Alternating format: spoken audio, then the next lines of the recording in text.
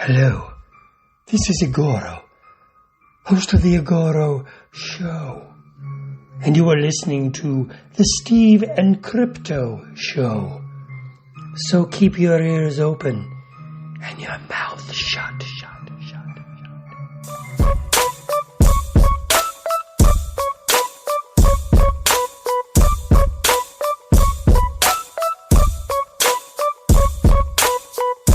Hey, welcome to the Steve and Crypto Show presented by thestevestrout.com. I'm Steve. I'm Crypto Zoo. This is episode 81. I want to thank you guys for listening. And before we even get started with this one, I'm going to say I could not make it to this interview that is included in this episode. I believe this was recorded while I was in Vegas. So I'm just as excited to listen to it as all of you are. Yeah, we recorded this right before, probably around when you were, it might have been right after Vegas, but right before CryptoCon. And then we almost died. So we kind of had our little 2-week hiatus and pushed this off. Then we had to come back and recap CryptoCon, which was a couple episodes ago. It was a good episode. We had Christina Lease on. She came on to chat with us for a few minutes. So go back and listen to that if you haven't yet. And what did we do? Last week, we just recapped and talked about what we did while we were on our deathbeds. Yeah. In our epic battle with COVID. Plenty of content that we've been watching. So yeah, just go back and listen to that. We persevered and pulled through, and we couldn't have done it without you guys and your support, which you guys are amazing with. And there's so many ways you can support us. Of course, if you don't know by now, you can go to the Steve Strout and Crypto Zoo 88. You can follow us on Instagram, Twitter, Facebook, all of that. We also have a Facebook group. Just look up the Steve and Crypto Show podcast and you'll be able to find that. You can just become a member and encourage your friends to join. I know you have friends that are creative, that are working on something. You know, we all have a friend who has something in the works. So tell them about the group and say, hey, post a little clip of your album you're working on in there, or maybe your book, or a piece of art, or whatever it might be. We encourage you to be a part of it. Yeah, come there, promote yourself, promote your friends. Well, of course, obviously we promote the podcast there and share all kinds of other relevant stuff. You could do that, like you said, all the social media options to promote and support us. And you could also become a patron over on Patreon, patreon.com/SteveCrypto, where you could go and occasionally we post exclusive content and stuff there for our patrons. So go there and pledge whatever you want monthly, as low as $1 to whatever, and it all helps. It goes back into things like upgrading our gear, which we definitely need to buckle down and upgrade our shit, because I think we're a little behind the times in some of our equipment. I know I am. Yeah. Like I said, upgrades our gear. It definitely motivates us. It shows that you guys care and we're actually getting our messages across, and people are appreciating us, and that really motivates our attempts at creativity. We can advertise. We're actually going to be in the summer issue of Scary Monsters magazine with an ad in there, which is pretty cool. That's one of my favorite magazines, so I'm excited about that, and so many other ways just to make the show better. Yeah, of course. You can visit our Etsy shop, which has not one, but 2 different t-shirt designs. We have magnets and we have a kick-ass coffee mug that I heard makes, well, let's not even call it a coffee mug. It's just a mug because it makes everything better. It's a magical mug. Yeah. So you can visit Etsy/shop/Steve and Crypto merch. And of course, you can just go to Etsy and hit that little search bar and type in Steve and Crypto and we'll pop up. Yeah. You'll see our beautiful merchandise on there. And you could buy some stuff. And like I always say, you can look good supporting us. And you can go to our Buy Me a Coffee page, where it's you can just kick in a few bucks here and there whenever you want. It's a one-time thing. You don't have to pledge like a subscription thing like you do on Patreon. It's just like, I don't know, leaving a tip or something. buymeacoffee.com/SteveCrypto. Again, it all goes right back into the show to help us grow. Excuse me. So with that lingering cough, do you have any issues with that? I don't really have the cough. No, No, I had like a stomach issue for a few days after being negative, but that kind of faded away. Do you still have any of those trucker hats sitting around? I think I do still have a few. You guys probably seen me post pictures of them a million times. They look really cool with pins on them. I'll even throw the Steve Strout pin on there for you. We got to get some pins for the show. We'll work on that. We'll work on that because I know people want them. I tell you what, if anybody listening shows up to the concert at the Crazy Otter Friday, July 8th, it's going to be Binks, myself, DJ Obi-Wan, Sully Cortez, and Endgame. If you show up wearing Steven Crypto merch, I'll buy you a beer. There you go. Beer. Not a good beer. This is a cheap beer. Cheapest shit on tap. But you might get a Ron Yang or something like that, but I'll buy you a free beer. Yeah. But this episode is a continuation of our ever popular horror host series, which personally, this is my my bread and butter, my thing here, what keeps me going. People have been really liking this series. We've had a lot of really cool people on here, like Mr. Lobo, Lord Bloodraw, and legends like Count Gore Duvall. And in this episode, we are finally releasing our interview with another living legend of the horror host genre. He is a writer. He has a couple books, one called The Gang That Shot Up Hollywood. He has his latest book, which he's going to promote on this interview a little bit, is The Career That Dripped with Horror. And he has a ton of other books about movies and stuff. He's a journalist. He's a filmmaker. And he was also the longtime host of the Bay Area Creature Features show in the late 70s and into the 80s. We have John Stanley. I was, when I spoke with him, I was just, I was nervous, to be honest, because this guy has been interviewing famous people and celebrities his whole career. Like, he's talked to everybody from like Leonard Nimoy to Christopher Lee. Like, who the hell gets to talk to Christopher Lee? You know what I mean? Like, nobody now, but back in his day, you know what I mean? Like, he's as a horror fan, Christopher Lee is like one of the ultimate legends. Oh yeah. You know, if I could pick like 4 or 5 all-time horror icons to sit down and have a coffee with or something, it would be him. He'd be one of them. Yeah. I'm really excited about this, finally, to get it out to you guys. Hope you guys dig it.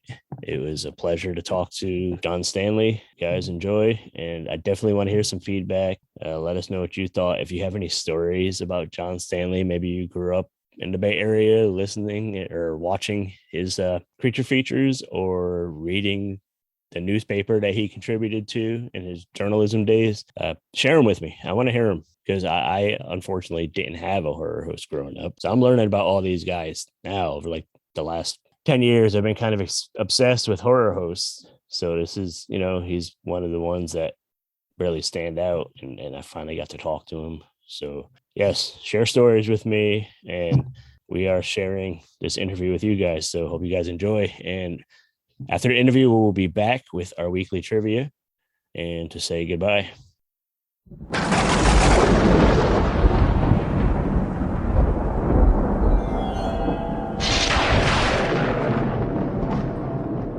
You are listening to the Steve and Crypto Show. I am Hank, the world's greatest, the host of Death by DVD. I'm Linnea, and I like Death by DVD. It's a statement. And I'm in your house. So, once you finish listening to this episode and download 3 more, head on over to www.deathbydvd.com, where there are over 130 blood-soaked episodes all about your favorite horror, exploitation, cult, and psychotronic movies available to stream and download for your listening displeasure. I hope you enjoy this episode of the Steve and Crypto Show, and remember to start locking your back door.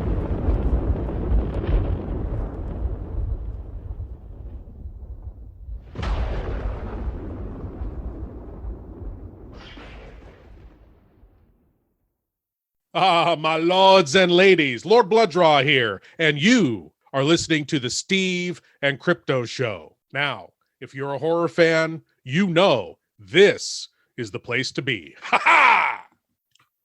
Hey, we are on the Steve and Crypto Show. Crypto is off getting ready for his big concert tonight. So it's just me and my very esteemed special guest that I'm absolutely honored to be talking to him right now. We have a legendary horror host. You guys know I love my horror host. We have a true legend. We have John Stanley. He was the host of Creature Features in the Bay Area from the late 70s into the 80s. If you know horror hosts, you know John Stanley is. You don't need much of an introduction, but I'm just going to run through. He's a filmmaker. He's an author. He's a longtime journalist. He's done just about everything you could do in the entertainment field. John, thank you so much. Hi, Steve. Thanks so much for the invite. Absolutely. I hope I don't fall asleep. If we do, it's on me. Hopefully, I don't bore you. You have ways of waking me up, right? Yeah, I just poke you through the screen or something. Wake up. Yeah. It's amazing to me when I think back over my life. I was a horror host for about 6 years, and yet it came back into my life 20 years later, and I got to kind of relive some of the excitement and success that is attached to a horror host. Yeah.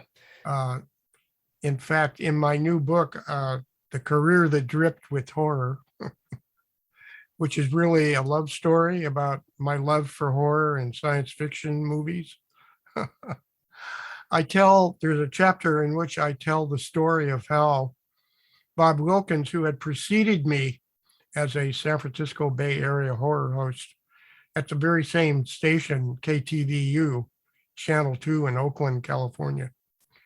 I explained how years after we left the air, there was a fan named Tom Wersch who came to us. He said he wanted to print scrapbooks about our careers, and would we please come back before the public, which we did.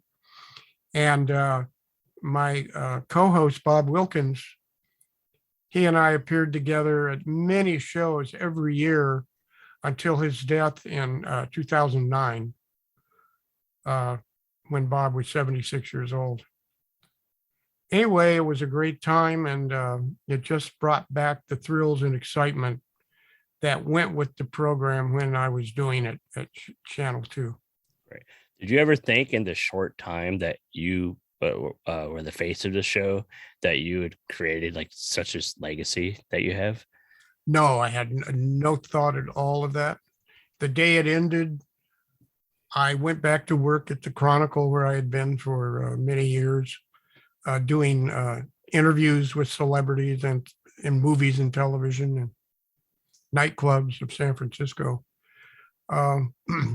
No, I had no dream that Bob and I would join forces and come back before the public.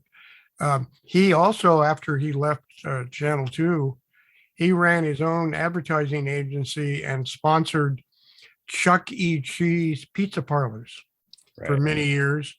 Then he went to work in Sparks, East Reno at the Nugget Casino Hotel as an advertising executive there.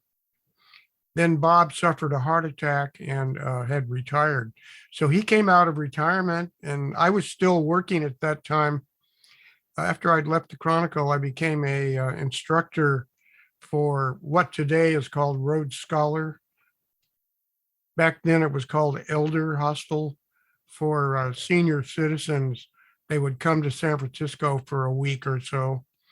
And I would go before them and present classes on the world of entertainment, classes on comedy, Bob Hope and Bing Crosby, film noir, motion pictures, different phases of the entertainment world that have always fascinated me. Right. So since we're talking a little bit about Mr. Wilkins, how did you end up connecting with him? Well, Bob Wilkins started on television in Sacramento before the Bay Area. He worked there as an executive, and he had a sense of humor, and someone suggested that he show a horror film on Saturday night. So Bob did, and he satirized the whole idea. He read from a copy of TV Guide what was on the other TV channels at that time, recommending they turn to those channels. Well, on Monday, the car agencies that had been advertising the show called up to complain, and the Channel 3 KCRA executives said, well, Bob had the highest rating of his time slot on Saturday night. And they, so they changed their tune, didn't they? Tell Bob we want to see him and have lunch with him. Yeah, that'll make you change your tune real quick. Yeah, real fast. Yeah. Did you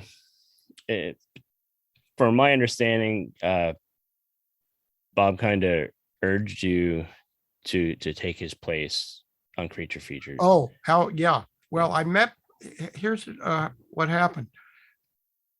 I started seeing the KCRA program. We had cable.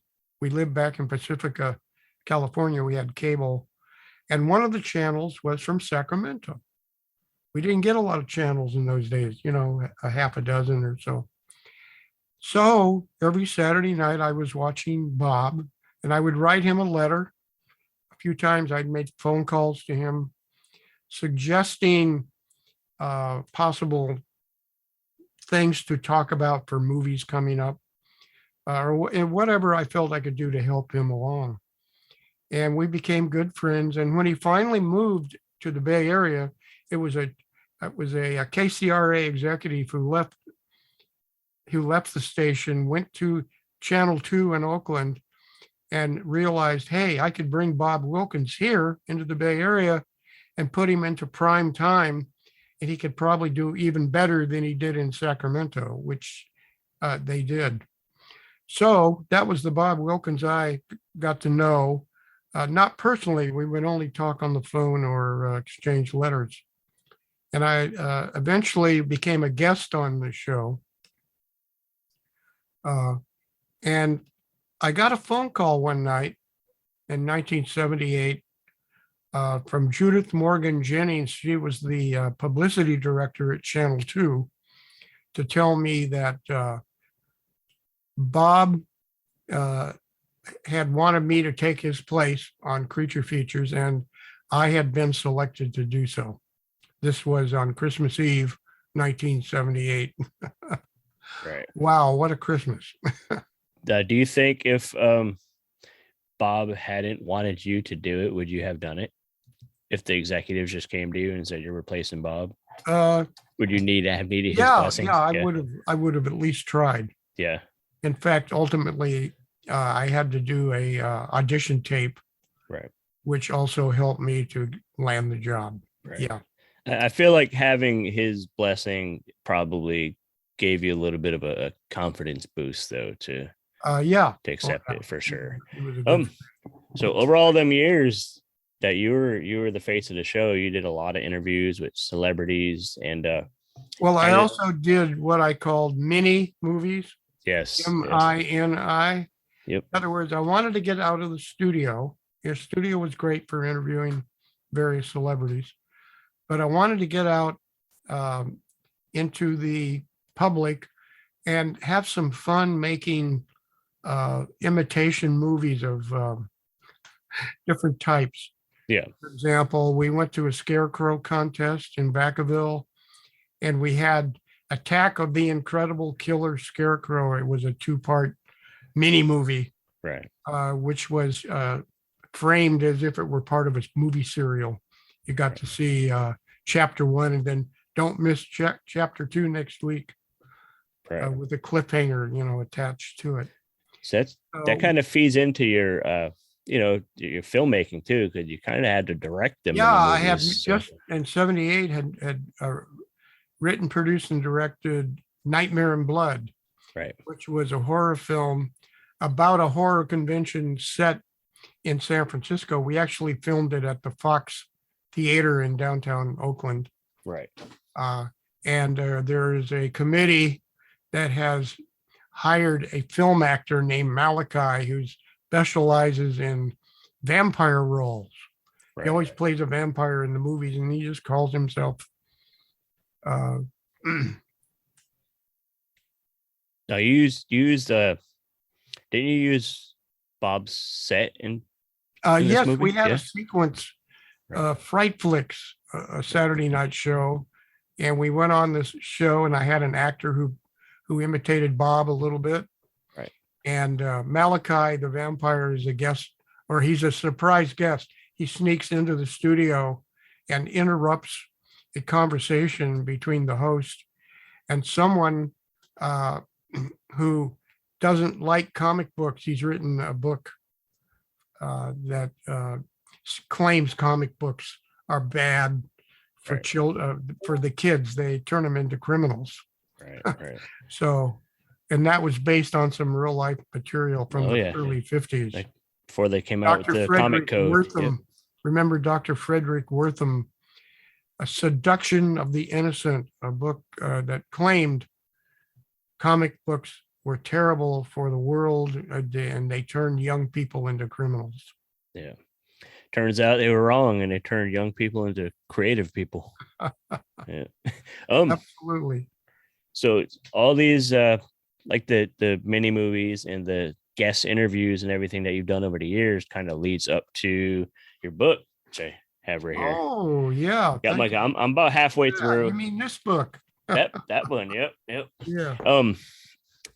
Yeah. There's a ton of you've talked to everybody from Leonard Nimoy to Robert Bloch. I tell you, Steve, there was a book before this called I Was a TV Horror Host. Yes. And that contained all of my original Star Trek interviews with Gene Roddenberry, Leonard Nimoy, and other leading members of the cast. Yeah. And Ricardo Montalban from The Wrath of Khan. Yep. Was one of the best of the Star Trek motion pictures. So this book continues in that vein of the first book with many interviews with, it's so many. Stephen King, early in his career, Arnold Schwarzenegger, when he made his first major film, Conan the Barbarian. Yep. There's Carrie Fisher, Mark Hamill from the second Star Trek movie. Yep. Ray Bradbury, I have a very long interview. Even though Ray was in my previous book, this was another interview with Bradbury, really plunges into the depth of his thinking about how he writes his books and short stories. And I also have a similar interview with Robert Bloch, the Psycho author. Who you became good friends with. Yes, I actually published a book by Robert Bloch. All of the short stories, or some of the short stories, about a racetrack tout named Lefty Feep. And the book was called Lost in Time and Space with Lefty Feep. And fans can still order a copy of that if they would like from my website, stanleybooks.net. You can also get The Career That Dripped with Horror there. You can order that and tell me how you want it signed, and I'll sign it your way. I've got a special signature page in the forefront of the book. Yep. It's awesome. Get you a listeners get a autographed book from the legend himself. So all these interviews and stuff, you must have like tons of just archives. Oh, I could do another book. Yeah. I realized that. I also did a book called The Gang That Shot Up Hollywood, which contained many of my interviews with some of the movie tough guys, Right. like Robert Mitchum and James Stewart and Clint Eastwood. I ended up with 5 interviews with Clint Eastwood. Well, four interviews, plus I was with him on the day the Zodiac. He killed the Zodiac killer over in Marin County for the very first Dirty Harry movie. Right.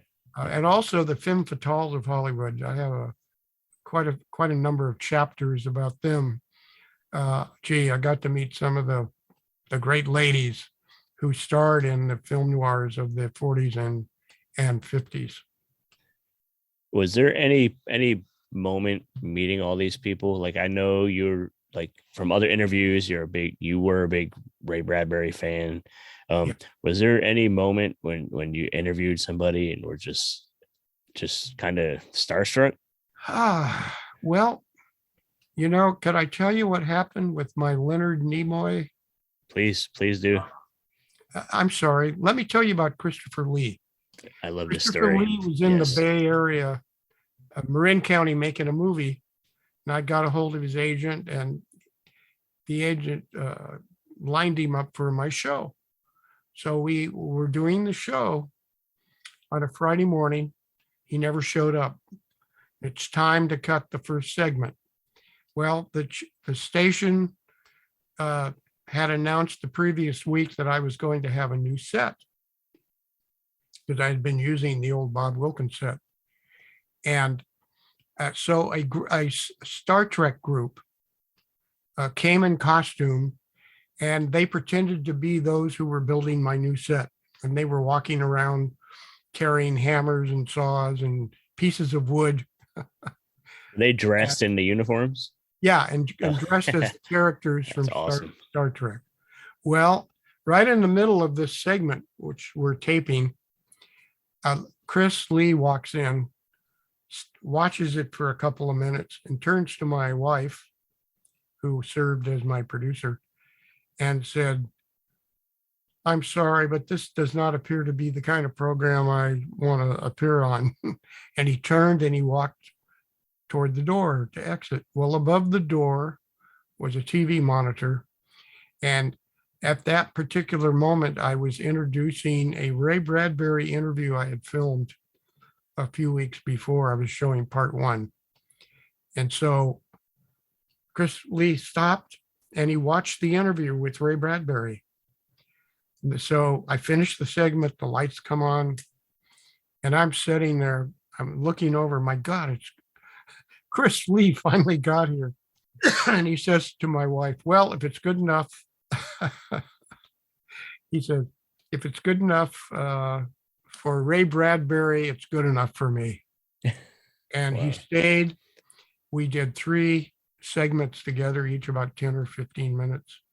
And he even did some special sketch material I had written to be used in later shows. And anyway, that's the way it can go So sometimes, The interview with a legend that almost didn't happen. When Walt Disney had a new movie, they knew I taped on Friday morning, and they would bring the star in usually the night before, and would have called me to say, "Hey, we have the star of the new." In fact, when Ray Bradbury had a movie through Walt Disney, I was able to get him to do another interview for that show. Anyway, they would bring the star in. We would do the episode, and that would run would run the next night because the film was going to open a week from Friday. Right. That must have been wonderful itself. Just you didn't even have to go looking for them. Like this studio, one of the biggest. You have the star of the new movie. The big studio reached out to you, like, "Hey, can you put us on your show?" That's wow, that's amazing. But you mentioned a Nimoy story.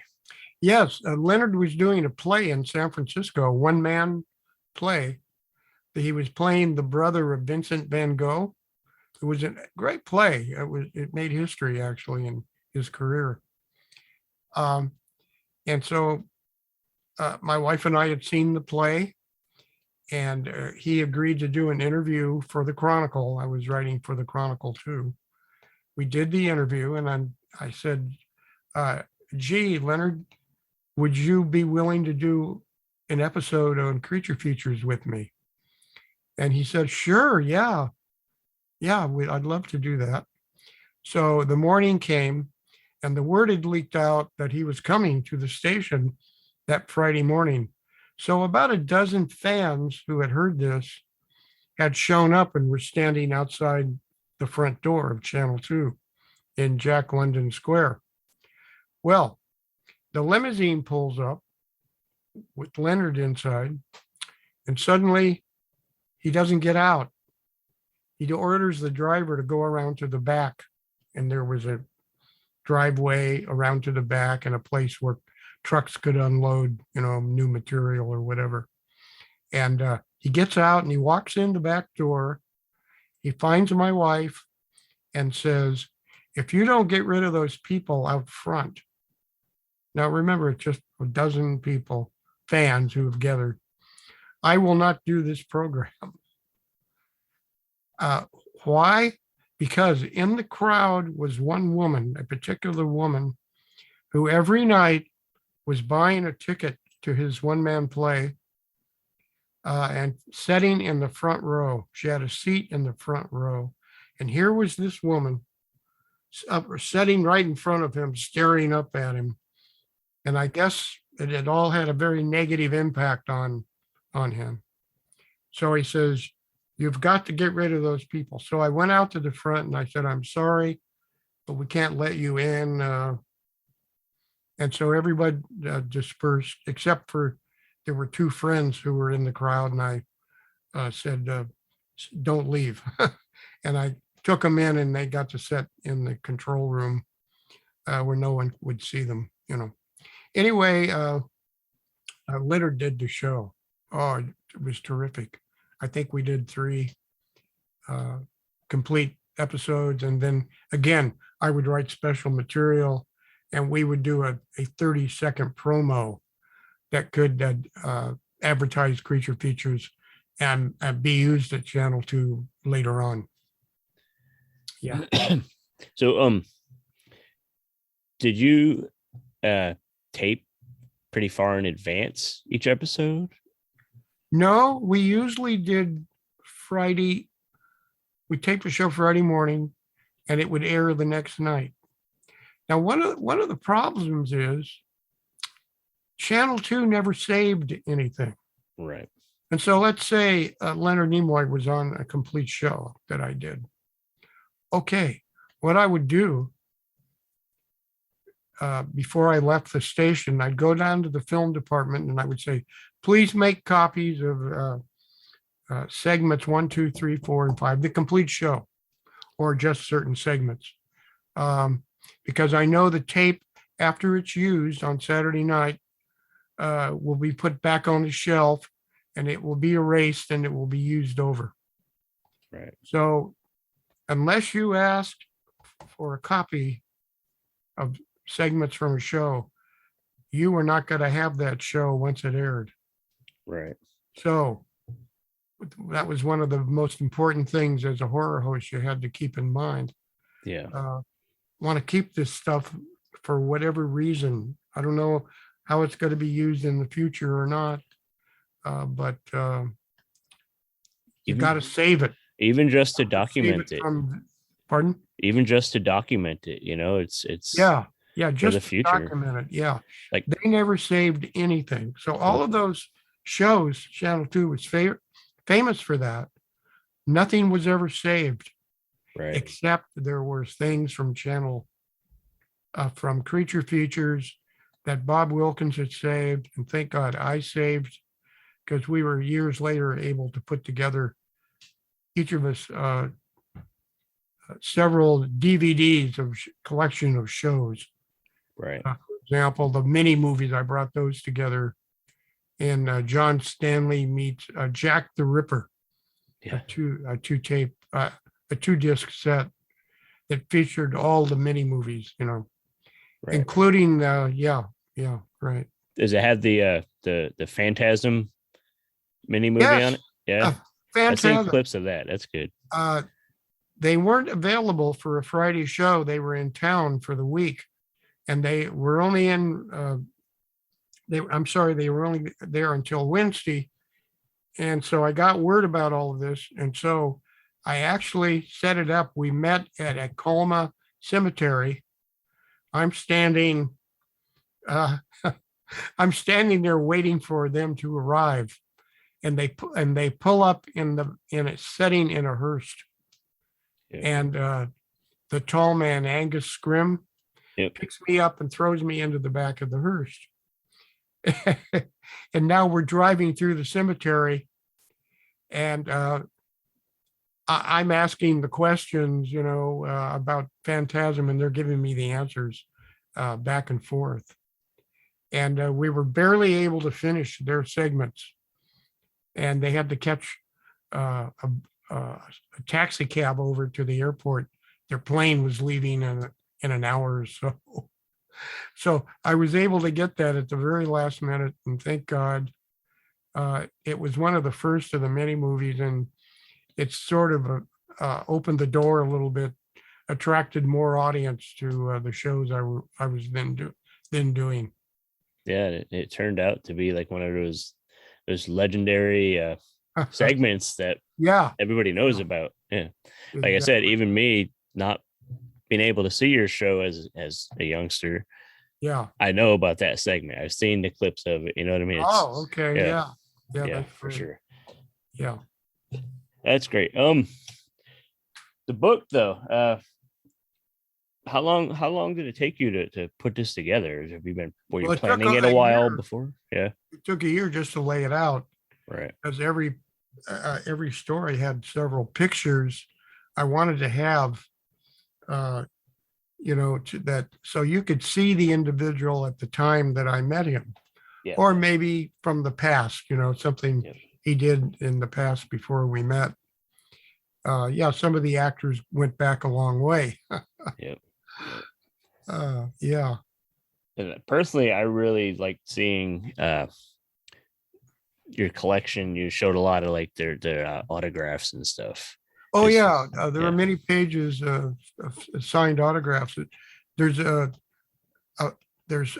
Star Trek page where you see, I think, 6 or 7 signed photographs, and there's a couple more on the surrounding pages. Yeah, I thought that was very important. I could only find one picture signed by Clint Eastwood, even though we had met several times. Sometimes you're ready for that. You'll have a picture, would you please sign? And other times you're not thinking about the future. You're thinking about that particular moment. Yes, sir. Although I kind of later on in my career got used to taking some pictures with me so I could get those individuals to sign them. Yeah. So you got to have a heck of a collection then. Oh, I've got a wall at home just covered with signed photographs. I have scrapbooks, one after the other. Yeah. I must have a few hundred signed photographs all told. I'm like a collector, so I have a lot. I probably have a couple hundred, but it's all been like meeting celebrities at conventions and stuff. So it's a lot of money invested in mine. Then I don't know if you can see behind me, probably can't see it too well, but that's my Horror Host Hall of Fame. Yeah, I got a cool Count Gordeval and Elvira and a few other people up there. I got my hands on an old Zachary signed postcard, which was one of my prize pieces. My gosh, I met Zachary in Hollywood. We did a show for Joe Bob Briggs, who was doing drive-in theater thing. And each one of us did a separate show with him, but I did get to meet him. Yeah. Wonderful horror host. Oh, yeah. Just I mean, wonderful. even Joe Bob is great. He's Yeah, keeping it I on the knew map. Joe Bob Yeah. from the Chronicle. He used to have a column, drive-in theater column. Yep. He'd review a movie at a drive-in theater. And those stories ran in the Chronicle, so we got to know each other. And I became one of his favorite hosts, and he invited me to come down to Hollywood to tape those shows with him. Very cool. And Elvira was there. Right. I'd like to see him bring you on his new show. That would be kind of cool to see you on there. Speaking of new shows, you've been on the new Creature Feature show quite a few times. A few times, yeah. Yeah. The one They with got Vincent Van Dahl, yeah. host, yeah. They got a good thing going there too. Well, I dig it. Tom Wurst, the director or producer, I'm not sure which, maybe it's both. Right. He's the one who brought Bob Wilkins and I back before the public, and he published 2 scrapbooks about us, and was always part of the accumulation of, horror hosts and others. We all sort of came together, and if there was a show, we would all go to that same show and appear together. Right. Now, you took part in a recent event with, I believe it was a documentary release about Bob Wilkins. Late with Bob Wilkins? Yeah. Yes. That was at the Sonoma Theater, and then at the Orinda Theater a few days later. That was where the audience really, it was an all-day showing with Watch Horror Films, Keep America Strong, the original Tom Wurst documentary about Bob Wilkins. And then they played Up Late with Bob Wilkins twice that day. And it's a documentary. It's mainly a collection of scenes of Bob Wilkins having fun on the set, doing something silly, funny, or interviewing Boris Karloff, or whoever it might be. And I was in the film a little bit. They had some of the Phantasm scenes in the film, but I think the film, it's going to play at maybe some other theaters over in Marin County. Okay. At least I think so. I have to keep my eyes open. They might play it at the WonderCon, the next Creature Con, which I think it's August the 7th in Concord. Okay. Yeah. That's coming up soon. I'll have to keep my eyes open for a DVD release, hopefully someday, so I could. Yeah, I don't know. Tom indicated that he says, who buys DVDs anymore?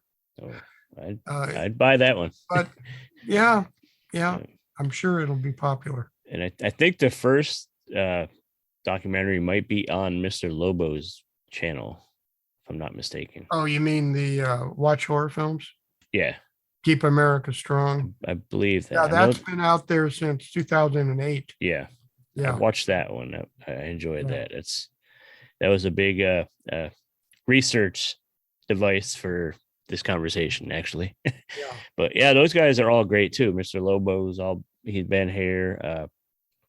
Those Bay Area hosts. Lord Blood-Raw has been on our show. Yeah. How about Miss Misery? I'm pretty well acquainted with her too. Yeah. Yeah. Good. I just wrote an introduction for a new book she's bringing out. She's published several books. Or had several published. Yeah. And has done very well. Yeah. Over the past 15 years or so as a horror host. Yeah. She's created her own little thing there. It's good. Yeah. I love to see it.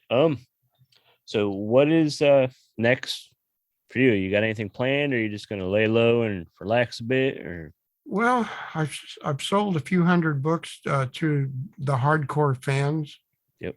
And I'd like to keep selling. I'm hoping your podcast will draw some reaction to that. Definitely. But my wife had to have her colon removed right after the national election in 2020.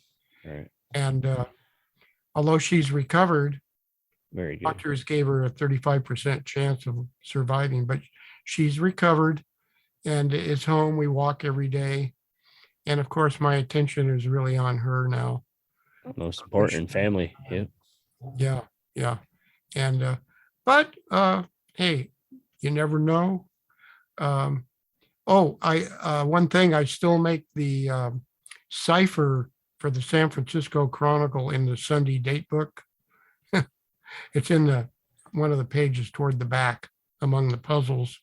Right. It's a quotation by a famous actor or actress, somebody in the movies or television business, music business. And I still do that every week. Yeah. Stay busy somehow. Got to keep your mind going. Like 40 or 50 years now, I've still been doing it. And that's still for the Chronicle? Yes, it appears in the Chronicle every Sunday. And that's the same paper that you started with? Yeah, I started at the Chronicle as a copy boy. Right. 1960, they told me, we don't promote copy boys here. Well, I went around to some of the editors, like the book editor. He allowed me to do some reviews of some science fiction horror books. Right.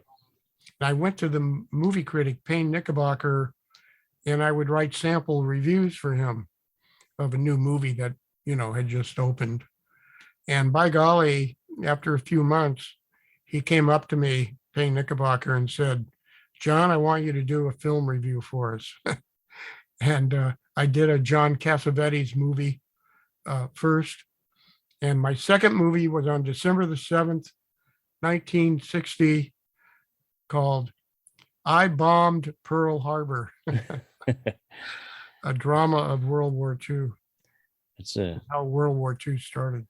That's an attention from grabbing. there, I got a full-time job writing and on the entertainment section. And it went from there, and it stayed that way for 33 years. And you're still pitching in at the paper. Yep. That's awesome. That's awesome. Yeah. Well, I think I've taken a bit of your time. Let's run through real quick your website and where people can find the book. Let's get some books in people's hands. Okay, it's www.stanleybooks.net. You can order The Career That Drift with Horror. You can also get The Gang That Shot Up Hollywood, which is my collection of interviews with some of the real tough people of Hollywood. But in The Career That Drift with Horror, you'll meet Carrie Fisher, Mark Hamill, Billy D. Williams, David Prowse, Frank Oz, Sarah Douglas, Christopher Reeve, Kirk Allen, Dean Cain. They all played Superman at one time or another. And you're going to meet the Lois Lane gang, Noel Neal, Phyllis Coates, Terry Fisher. I think I already mentioned Ray Bradbury and Robert Bloch and Stephen King.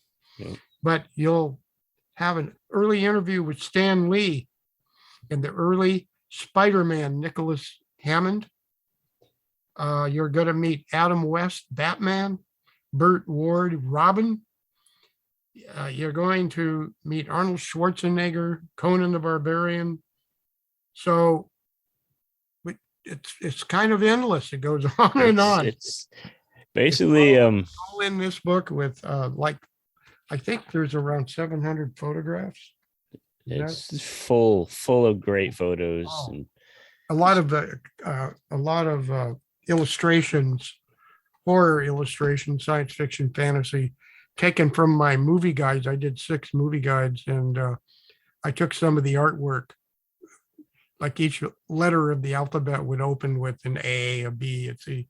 Right. And so we put them in alphabetical order. There's 7 pages of wonderful artwork by Ken Davis, who was an associate of mine at the Chronicle. And we wrote a book entitled Bogart 48 together.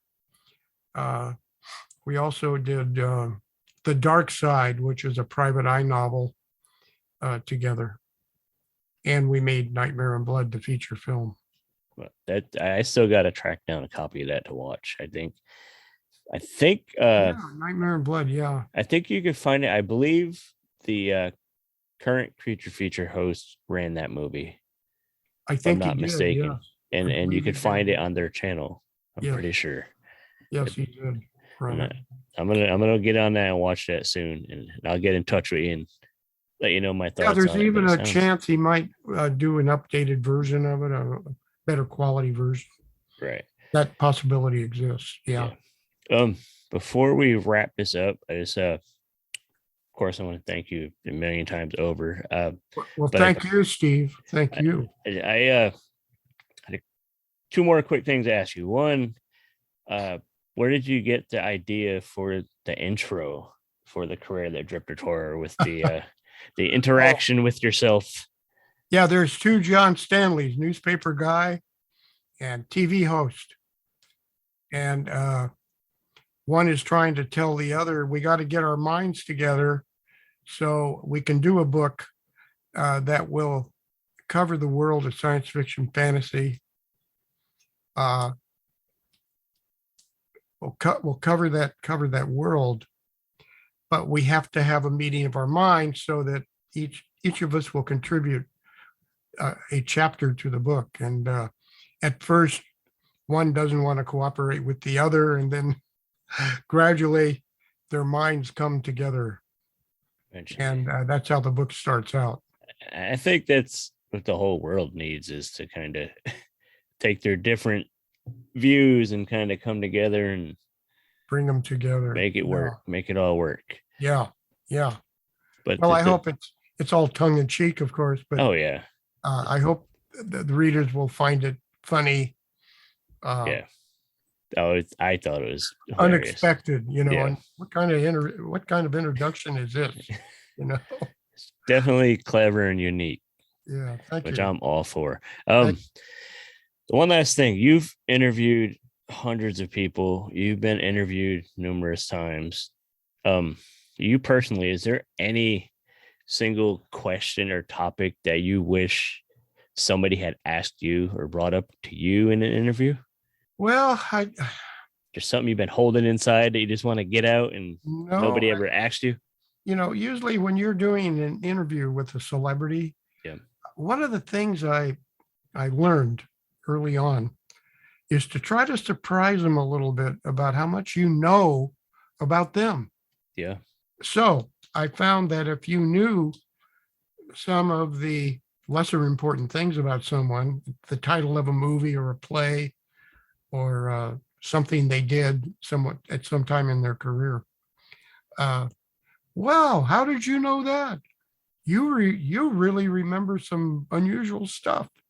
And it created a positive air that now you could take them wherever you wanted to, ask them all the questions you wanted to.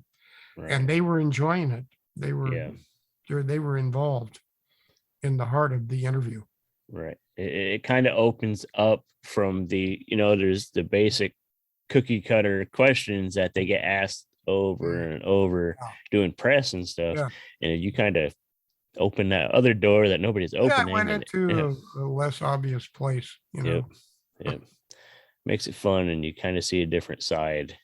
Yeah. Rather than the manufactured answer that they constantly, because I'm sure some of the stories you've told me, you've told numerous times, but you have a way of delivering it that makes it feel like you're still enjoying telling the story, and you got to bring that out in people. Yeah, very definitely. Yeah. All right. Well, I thank you for hanging out late with us, Steve. Thank you so much. It's been. Just remember, fans, StanleyBooks.net. You can get Career That Drifted with Horror. It's a great book, and it was actually a Rondo Award nominated this year. Yes, it was. Yeah. I think it would have made more noise if it came out a little sooner. It came out late in the voting it came out period. at the very end of the year, or the beginning of the year here. Right. And it was included, but it did not win. Yeah. But it was a great book. It was up against a lot of other great, creators and stuff. It was awesome. And I enjoyed it, and I enjoyed talking to you. I thank you for your contribution to the horror host world, which is my obsession. So this has been a learning experience for me too. And I learned too. Yeah, always got to learn. Never too old to learn something. Yeah. Always, every day I try to figure out something new. Yeah, well, good luck with the program. I thank you very much, and thank you. I appreciate it. Thanks for coming on. Thank you. I'm Mr. Lobo of Cinema Insomnia, and you're listening to the Steve and Crypto Show. Or are you? Hey, we are back. Hope you guys enjoyed that interview. Hope Crypto enjoyed it, because unfortunately he couldn't be there with me to do it. Yeah. I know I'm sad that I missed out, but it happens every now and then. We got to do these solo. Slowly but surely, I am turning you to the dark side of horror host obsession. I'll get you. But one way or another. Gonna get you. Yeah. Anyways, right. No singing. I don't want to sing. I just want to thank John Stanley for taking the time. I know he's a busy guy. He still does conventions and appearances and stuff. And he's probably writing another book, because he's released a ton of them. But check out his newest book, The Career That Dripped with Horror. It's available now through his website, which we mentioned. I like the title. And it's a good one. He has just a ton of interviews and stories about celebrities and stuff in it. I will post a link to his site where you could get the book in the show notes. Again, thank you, John Stanley. You're a legend, and it was an absolute privilege to talk to you. And let's throw some trivia at these guys. Trivia time. I thought this was fitting, since we were talking about John Stanley's creature features and old monster movies and stuff. So let's go with the trivia. You guys know the routine. Message one of us with the answer. We'll send you some stickers and put your name on a list. Once we've compiled a list of a pretty good, a good list of more than 2 or 3 people, we'll do a drawing and send somebody a really cool gift. And we've been both accumulating stuff to share as a prize. So get on the list, because the prize pack is growing. So yeah, trivia question. You guys ready? Are you ready? I know you don't know the answer to this. Which 1958 creature feature starred Steve McQueen in his first role? Probably my favorite movie he's ever done. This movie did have a really fun little theme song, though. Anyways, we have still overwhelmed by talking with John Stanley. That was a lot. that was big. We have more stuff coming up, working on some other really cool guests that we're excited about. We're not going to mention until we're sure, I don't like to mention until I have it recorded. The John Stanley thing been in the works for a while, but I didn't want to mention it until it was for real. But now it's for real, because you guys just heard it. And I hope you guys dug it. And like I said, send us stories or anything you have about John Stanley, or even Bob Wilkins in the Bay Area Creature Feature Show, because I love hearing the history. And again, send us the answer to the trivias. Yes. Or to the trivia question at Steve Strout at CryptoZoo88. So the trivia question again, before we wrap up here: which 1958 creature feature starred Steve McQueen in his first role? So hit us up, let us know, win some shit. Yep. Anyways, we thank you guys for waiting the 2 weeks we were off, and we thank you guys for continuing to listen and support us. And of course, besides listening to us, you could share us on social media. He's CryptoZoo88. The Steve Strout. It's on Twitter and Instagram. And then we have that Facebook group where you're welcome to share whatever you want in there, and keep spreading the word. Yep. Of course, visit the Etsy shop, Etsy/shop/Steve and Crypto merch. Head over to Buy Me a Coffee page, which is Buy Me Coffee /Steve Crypto, and visit our Patreon, become a member, patreon.com/Steve Crypto. And yeah, just continue to share us and tell your friends if you have any. It's always we always say dumb shit, like insulting ourselves or our listeners, but they know we like them. Yeah. Yes, spread the word. Keep spreading the word. We want to do cool stuff, and we want to give back to you guys too. So we're going to give back next week with episode 82. All right. We don't know what's We'll going catch you on next yet, week. but you'll find out. Like he said, catch you next week. Think we might have technical difficulties on his end, but we're good. We will talk to you guys next week. We have been the Steve and Crypto Show. Peace.